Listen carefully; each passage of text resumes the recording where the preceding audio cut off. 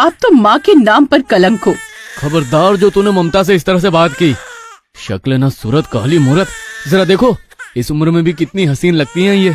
आज से ये मेरी बीवी हैं, समझ में आया? समधन जी, आपको शर्म नहीं आई? अपने ही दामाद से शादी कर ली। माँ, ममता अब हमेशा के लिए मेरे साथ रहेगी, मेरी बीवी बनकर। विक्रम ममता को लेकर अपने कमरे में चला गया। तभी विक्रम ने अपनी पहली पत्नी राधिका को आवाज लगाई। राधिका, सुनाई दे रहा है या बहरी हो गई हो? राधिका अपने बच्चे को लेकर आंखों में आंसू भरे हुए भागकर कमरे में आई। इस कमरे से अपना सारा बोरिया बिस्तर उठाओ और किचन में जाओ। आज से ये मेरी ममता का कमरा है। तुम इस घर में एक नौकरानी हो और कुछ नहीं। अब तू हमारी सुहाग रात देख कर ही जाएगी क्या? राधिका ने अपना सामान उठाया और वहाँ से रोते हुए चली गई। लेकिन ये सब आखिर हुआ कैसे और क्यों? शायद यही सब जानने के लिए आप सोच रहे होंगे ना? तो चलो शुरुआत से शुरू करते हैं। कुछ महीनों पहले राधिका ने एक प्यारे से बच्चे को जन्म दिया। देखना, मेरा बेटा मुझसे भी बड़ा अमीर हैसियत वाला बनेगा। बहू, तूने हमें आज सबसे बड़ी खुशी दी है। अरे नहीं सासू माँ, इसमें विक्रम जी का प्यार भी शामिल है। राधिका बिल्कुल सही कह रही है माँ। आज मेरे दिल में राधिका के लिए कई गुना ज्यादा प्यार बढ़ गया है और इसी खुशी के मौके पर हम पूरे शहर को न्योता देंगे आज। तो इस तरह फंक्शन की तैयारी होने लगी। विक्रम और राधिका फोन कर के सभी को इनवाइट कर रहे थे। उसकी माँ नौकरों के साथ मिलकर खाना बनाने में उनकी मदद कर रही थी। पापा, आज विक्रम जी ने बहुत बड़ी पार्टी दी है। अरे बिटिया रानी, तुम फोन ना करती फिर भी हम दोनों जरूर आते। ठीक है पापा, मैं इंतजार कर रही हूँ आप दोनों का। धीरे धीरे रात हो गई। सारे मेहमान आने शुरू हो गए। बड़े बड़े नेता, बड़े बड़े बिजनेसमैन उस फंक्शन में शामिल हुए। तभी वहाँ पर एंट्री हुई राधिका के माँ बाप की। क्या बात है, ये बंगला तो किसी राजमहल से कम नहीं लग रहा। मेरी किस्मत में ये बुढ़ा लिखा था। अरे सासू माँ, आप तो इस उम्र में भी बहुत हसीन लग रही हैं। देखो विक्रम, तुम मुझे सासू माँ मत बोलो, वरना मैं खुद को बुजुर्ग महसूस करने लगती हूँ। चलो समधन जी, गोद भराई की रस्म शुरू करते हैं। थोड़ी देर बाद एक लंबी सी कार में पंडित जी भी आ गए और गोद भराई की रस्म शुरू हुई। राधिका को सभी मेहमान बहुत महंगे महंगे गिफ्ट दे रहे थे। कुछ लोग तो नोटों के बंडल तक दे रहे थे उसे। ये सब देखकर उसकी माँ ममता अंदर ही अंदर जल रही थी। हाय, इतना सारा पैसा देखकर कहीं मैं पागल ना हो जाऊं। खैर, गोद भराई की रस्म बहुत ही हर्षोल्लास के साथ खत्म हुई। अगली सुबह ममता जल्दी उठ गई तो उसने देखा कि राधिका बाहर मंदिर में पूजा कर रही थी। हे माता रानी, हमारे घर में ऐसे ही खुशियां और प्यार हमेशा बना रहे। राधिका यहाँ है, इसका मतलब विक्रम अभी तक सो रहा होगा। ममता चुपके से विक्रम के कमरे में गई और उसके बेड पर बैठ गई। तभी अचानक विक्रम का हाथ उसकी साड़ी पर पड़ गया। अरे सॉरी, मैंने सोचा राधिका है। मुझे भी राधिका ही समझ लीजिए, राधिका से ज्यादा ही खुश रखूंगी।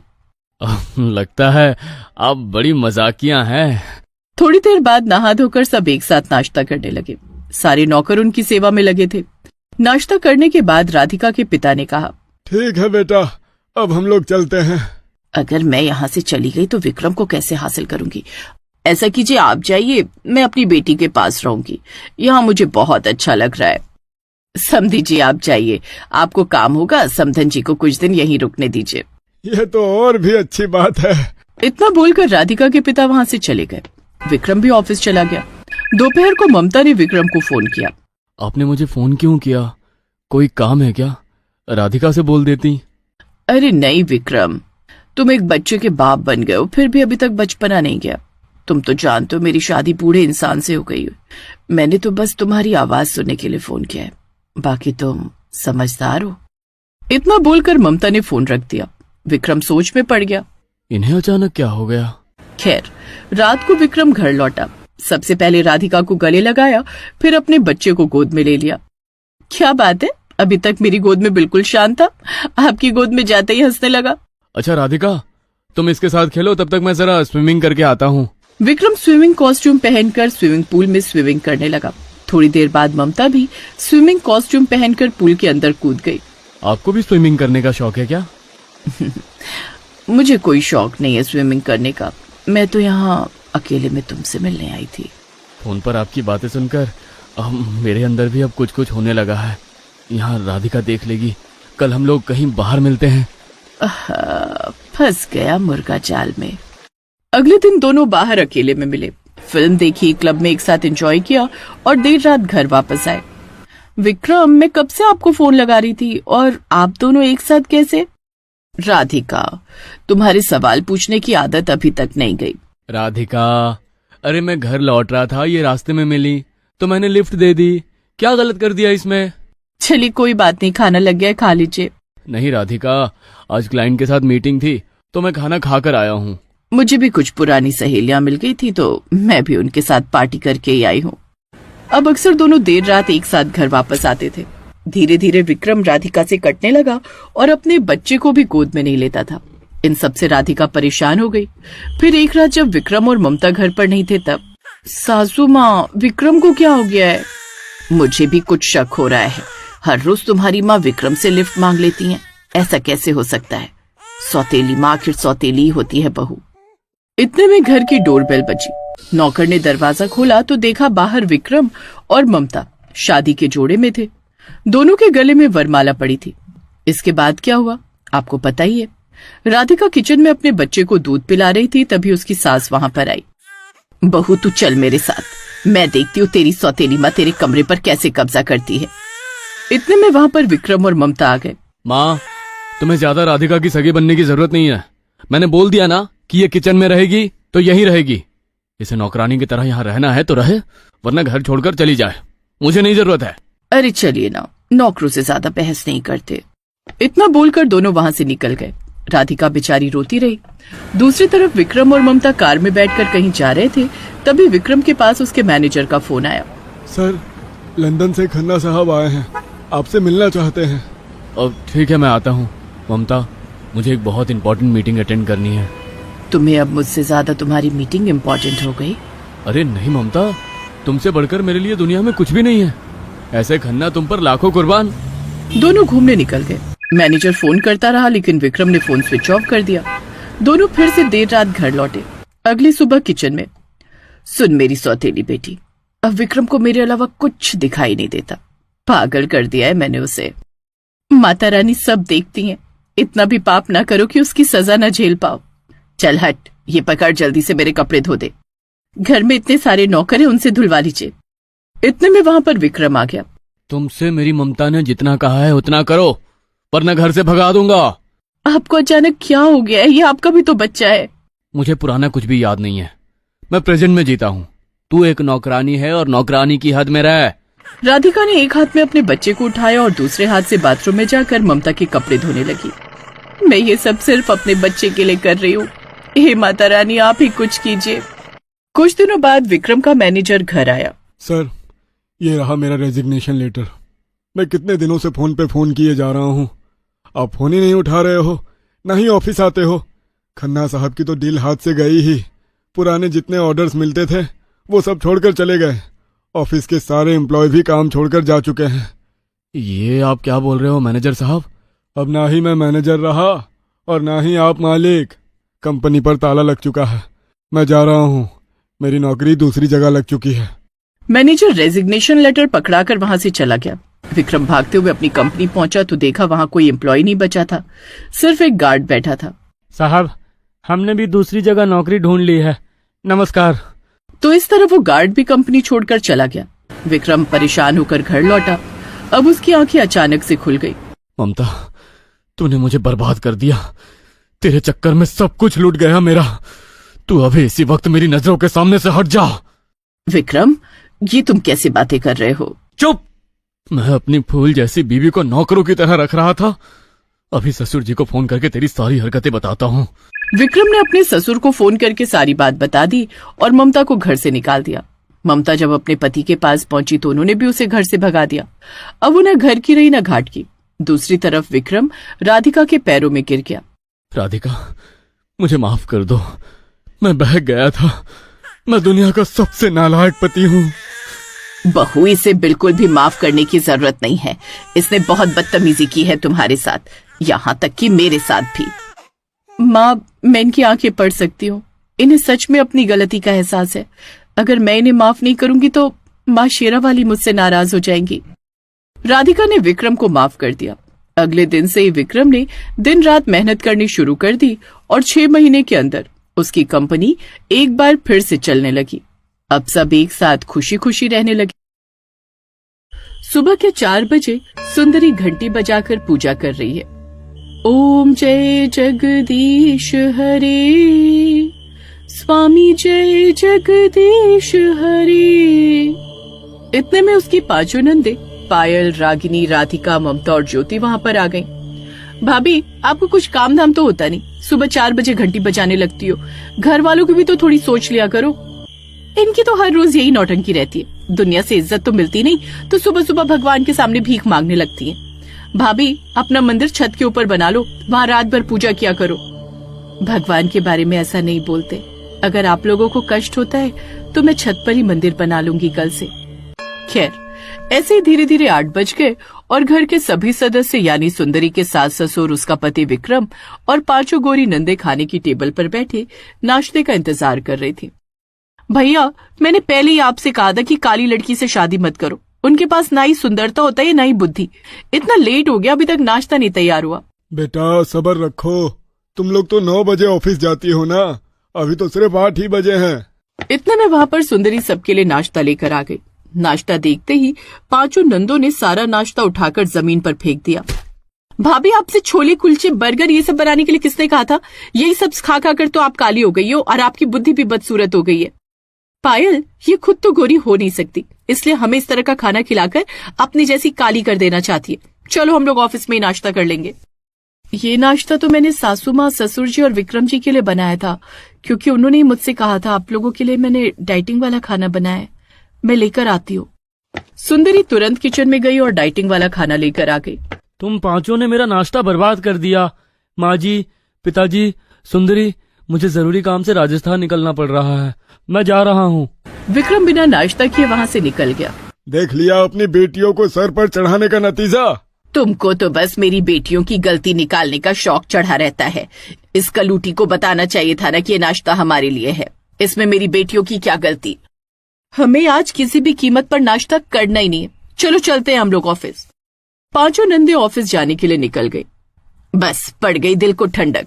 अब अपनी काली सूरत लेकर यहाँ खड़ी मत रह। बाथरूम में मेरी बेटियों के और मेरे कपड़े पड़े हैं, धोकर उन्हें सुखा देना शाम तक।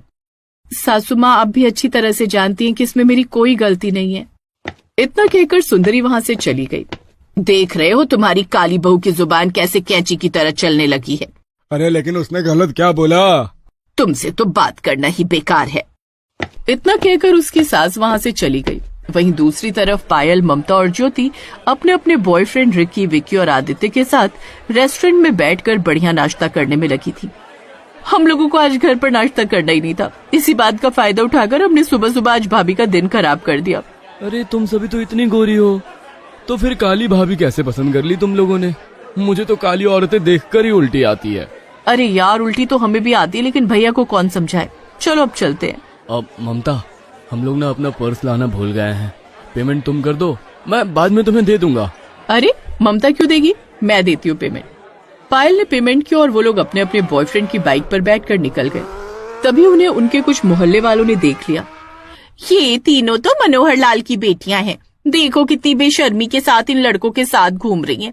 इनके घर वालों को पता नहीं क्या? अगर पता होता तो ये यहाँ ना घूम रही होती। हमें इनके माता पिता से बात करनी होगी, वरना ये लोग हमारे मोहल्ले की नाक कटा देंगी। ऐसे ही समय बीतता गया और रात हो गई। रात में उन तीनों के बॉयफ्रेंड अपनी बाइक से उन्हें घर तक छोड़ने आए। सुंदरी बालकनी में खड़े होकर ये सब देख रही थी। यार पायल, हमारी बाइक में ना पेट्रोल नहीं बचा है, कुछ पैसे हमें दे दो, हम जल्दी ही तुम्हें लौटा देंगे जैसे ही सैलरी मिलेगी। अरे ये भी कोई पूछने की बात है। ये रहा मेरा कार्ड, कल मैं तुमसे ले लूंगी। इसका पिन नंबर तो तुम्हें ऑलरेडी पता ही है। थैंक यू पायल। सुंदरी को इतनी दूर से कुछ सुनाई नहीं दे रहा था, पर दिखाई सब कुछ दे रहा था। कार्ड लेकर तीनों के बॉयफ्रेंड वहां से चले गए और तीनों घर के अंदर आ गए। पायल, ममता, ज्योति, वो तीनों लड़के कौन थे जो तुम्हें अभी अभी छोड़कर गए? तभी वहां पर उसके सास ससुर भी आ गए। तो जैसी बदसूरत काली औरत के दिमाग में हमेशा गंदा ख्याल ही रहेगा। हमारी बेटी ऑफिस में काम करती हैं, इतनी सुंदर हैं तो उसके दोस्त होंगे और क्या। तेरे जैसी काली औरत का तो कोई दोस्त हो ही नहीं सकता। चुपचाप जा खाना बना। जी सासू माँ। सुंदरी बेचारी किचन में जाकर चुपचाप खाना बनाने लगी। थोड़ी देर बाद बाकी की दोनों नंदे भी आ गई। इधर उसके ससुर ने अपनी बीवी से गुस्से में कहा, तुम अपनी बेटियों पर कुछ ज्यादा ही भरोसा करती हो, हाँ? मुझे तो डर है कि कहीं किसी दिन ये पांचों हमारी नाक ना कटा दें। तुम जब देखो तब उस बदसूरत काली औरत की तारीफ किया करते हो और हमारी सुंदर बेटियों की बदनामी किया करते हो। बाप के नाम पर कलंक हो तुम। इतने में उसकी मोहल्ले की वही औरतें उसके घर के अंदर आईं। अरे क्यों बेचारे भाई साहब को डांट रही हो? वो बिल्कुल सही के लिए समझा रहे हैं। आज हमने तुम्हारी ममता, पायल और ज्योति को 3 लड़कों के साथ बाइक पर देखा था। तुम मोहल्ले की औरतों के पास दूसरा कोई काम तो है नहीं, बस दूसरों की जिंदगी में ताका झाकी किया करती हो और परिवार में आग लगाया करती हो। तुम्हारी आंखों पर अभी पट्टी बंधी हुई है। अगर तुम्हारी बेटियों की वजह से इस मोहल्ले की बदनामी हुई तो अच्छा नहीं होगा। चल गुलाबो। इतना कहकर वो औरतें वहां से चली गई। दूसरी तरफ सुंदरी किचन में खाना बना रही थी। तभी उसकी 5 नंदे पहुंच गए। भाभी, खाना बाद में बनाना, पहले हमारे लिए मैगी और पास्ता बना दो। पास्ता मैगी मैं आपके लिए बाद में बना दूंगी, पहले खाना बना दूं वरना सासू माँ गुस्सा करने लगेंगी। पायल ने देखा कि कढ़ाई में सब्जी पक रही थी। इतने में उसने कढ़ाई उठाई और खिड़की से बाहर फेंक दी। अब पहले मैगी और पास्ता ही बनाना वरना अच्छा नहीं होगा। इतना कहकर 5 नंदे अपने अपने कमरे में चली गईं। कमरे में जाकर पायल, ममता और ज्योति तीनों अपने अपने बॉयफ्रेंड के साथ कुछ प्लान बनाने लगी। हेलो, हाँ, हम सभी लोग कॉन्फ्रेंस में हैं और हमने ये डिसाइड किया है कि हमारा परिवार तो हमारा साथ देगा नहीं। हम तुम तीनों से बेइंतहा मोहब्बत करते हैं। ये दुनिया प्यार को नहीं समझ पाएगी। हमने जितना कहा है वो सारा सामान लेकर कल तुम हमें मंदिर में मिलना। वहीं हम लोग शादी करेंगे और हमेशा के लिए इस राज्य से दूर निकल जाएंगे ताकि हम तक कोई ना पहुंच पाए। मुझे लग रहा है कि आदित्य तुम बिल्कुल सही कह रहे हो। थोड़ी देर बाद सब लोग खाने की टेबल पर बैठे थे। सुंदरी मैगी और पास्ता लेकर आ गई। ये क्या बना दिया तूने बदसूरत औरत? सासू माँ, इन लोगों ने कहा था कि पहले मैगी और पास्ता बना दो। 1 घंटे से ज्यादा हो गए। इतने में तो मैगी, पास्ता, खाना सब कुछ बन जाता। नाम सुंदरी है, उतनी ही अंदर से बदसूरत भी है तू। सुंदरी बेचारी किचन में जाकर रोते हुए खाना बनाने लगी और अपनी किस्मत को दोष देने लगी। खैर, अगली सुबह 4 बजे सुंदरी छत पर पूजा कर रही थी। पूजा करने के बाद उसने छत पर से देखा कि उसकी तीनों नंदे अपने अपने बॉयफ्रेंड के साथ बाइक पर बैठकर कहीं निकल गई। सुंदरी भागकर नीचे आई और अपने सास ससुर को जगाया। सासू माँ, ससुर जी, पायल, ममता और ज्योति उन्हीं तीनों लड़कों के साथ इतनी जल्दी कहाँ निकल गई? अभी तो सिर्फ 4:30 बजे हैं। देख लिया तुमने, भाग गई हमारी बेटियां उन लड़कों के साथ। हाँ, तुम हमेशा अपनी बेटियों को गलत कहते रहते हो। कोई अर्जेंट काम होगा इसीलिए चली गई होंगी। मैं फोन करती हूँ। उसकी सास ने अपनी तीनों बेटियों को फोन किया लेकिन फोन लगा ही नहीं। ऐसे ही धीरे धीरे 1 महीना बीत गया। उनका कोई अता पता नहीं चला। सास के गहने भी गायब थे। फिर एक रोज सारा मोहल्ला उनके घर के बाहर इकट्ठा हो गया और उन्हें ताने मारने लगा। भाग गई तेरी तीनों बेटियां। तेरी 2 बेटियां बची हैं ना, उन्हें भी भगा दे किसी लौंडे के साथ। तूने आज तक ना हमारी बात मानी और ना ही अपनी बेचारी बहू की। भले ही उसका रंग काला है लेकिन उसका दिल बहुत साफ है। तेरी बेटियों से तो वो लाख गुना अच्छी है। मेरी ही आंखों पर पट्टी बंधी थी। आज मुझे पता चला कि मेरी बहू भले ही सांवली है लेकिन उसका दिल बहुत अच्छा है। हम सब ने मिलकर इस पर इतने जुल्म किए लेकिन आज तक ये गुस्से में कभी अपने मायके तक नहीं गई। अब पछताने से क्या फायदा? इन दोनों की भी जल्दी से शादी कर दो वरना ये भी किसी के साथ भाग जाएंगी। उन लोगों ने अपनी बाकी दोनों बेटियों की शादी करने की बहुत कोशिश की लेकिन कोई भी लड़का उनसे शादी करने के लिए तैयार नहीं था क्योंकि ये बात पूरे मोहल्ले में फैल चुकी थी। तुम दोनों आज के बाद इस घर से नहीं निकलोगी। ऑफिस जाना बंद। और बहू तू आज के बाद इस घर का कोई काम नहीं करेगी। सारा काम ये दोनों करेंगी। बहुत जुल्म कर लिया इन लोगों ने तुम पर। ऐसे ही कई महीने बीत गए। फिर एक रोज ममता, पायल और ज्योति फटे पुराने कपड़ों में बिल्कुल भिखारी बनकर लौटी। माँ, पिताजी, भाभी, हमें माफ कर दो। वो लड़के हमारा सारा पैसा और गहने लूटकर फरार हो गए। चुपचाप इस घर से निकल जा। शक्ल नहीं देखनी मुझे तुम लोगों की। पैसे गहने तो गए ही, हमारी इज्जत भी चली गई। अब कौन शादी करेगा तुम लोगों से कलंकिनी? चिंता मत कीजिए, मैं अपने भाई से बात करती हूँ। सुंदरी ने अपने भाई को फोन करके सारी बात बताई। चिंता मत करो, मैं उनके लिए लड़का ढूंढूंगा, वो भी सिर्फ तेरी वजह से। कुछ महीनों के बाद सुंदरी के भाई ने अपनी कंपनी में काम करने वाले लड़कों से सुंदरी की नंदों की शादी करा दी। बहू, मैं गलत थी। काले और गोरे में भेदभाव करती थी। इंसान की पहचान रंगों से नहीं बल्कि उसके आचरण से होती है। उस दिन के बाद सभी की नजरों में सुंदरी की इज्जत बढ़ गई और सब खुशी खुशी रहने लगे। दोस्तों, आप हमारे चैनल को जरूर सब्सक्राइब करें